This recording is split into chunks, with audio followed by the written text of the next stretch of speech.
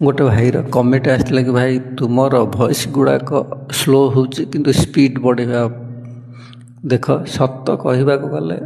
speed मध्य आम पाखे अच्छे किंतु आम स्पीड कहूना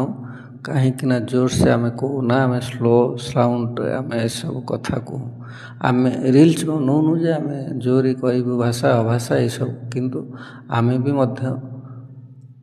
वॉइस बहुत उच्चा आवाज अच्छे किंतु आम से उच्चा आवाज आम